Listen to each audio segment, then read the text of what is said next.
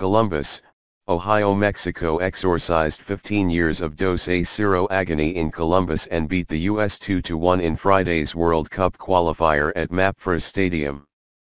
The winning goal came in the 89th minute from 37-year-old Mexico captain Rafa Marquez, a longtime GOAT in the series who became the hero with a wide-open header off a corner kick.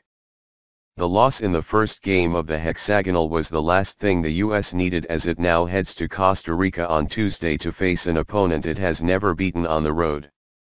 Miguel León gave Mexico the lead with his 20th minute goal. Bobby Wood equalized early in the second half for the US, which started creating more chances. But the Yanks fell asleep on the decisive corner kick, with John Brooks appearing to lose Marquez before he scored a cathartic winner. Here are 3 thoughts on the game. Mexico deserved this. Playing a surprisingly attacking lineup, Mexico outplayed the US by a large margin in the first half, taking advantage of open space and some swashbuckling play to create numerous chances and hit the woodwork twice in addition to León's adventurous goal. The game tightened up after the US changed out of its 3-5-2 midway through the first half, and Mexico allowed Josie Altidore and Wood to combine on the equalizer. In the past, Mexican players would crumble in Columbus after the US scored, but that didn't happen this time and perhaps reflected the mental conditioning work that has been done lately under manager Juan Carlos Osorio.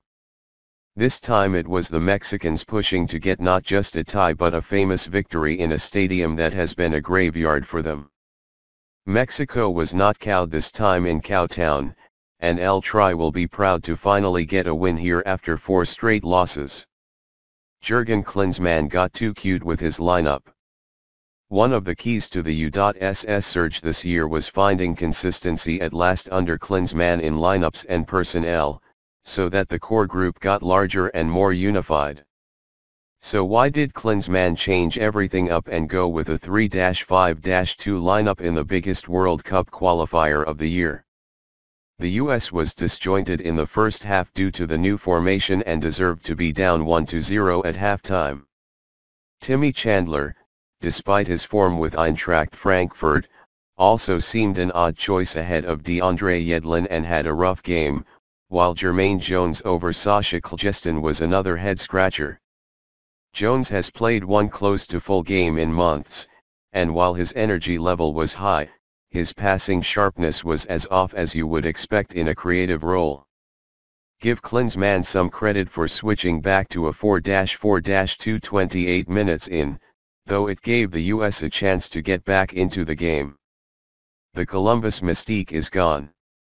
It always seemed like a long odds anomaly that the US had beaten Mexico here by a 2-0 score every time, and the constant Dos A Cero reminders have struck many for a while to be the US pressing its luck.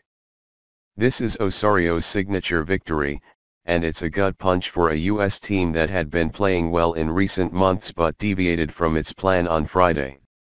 During the afternoon, U.S. Soccer President Sunil Gulati noted that the U.S. hadn't fired a coach during World Cup qualifying since 1989 and was unlikely to do that with Klinsmann. But let's be honest, if the U.S. emerges from Costa Rica on Tuesday with 0 points from its first 2 hexagonal games, Klinsmann will be firmly on the hot seat.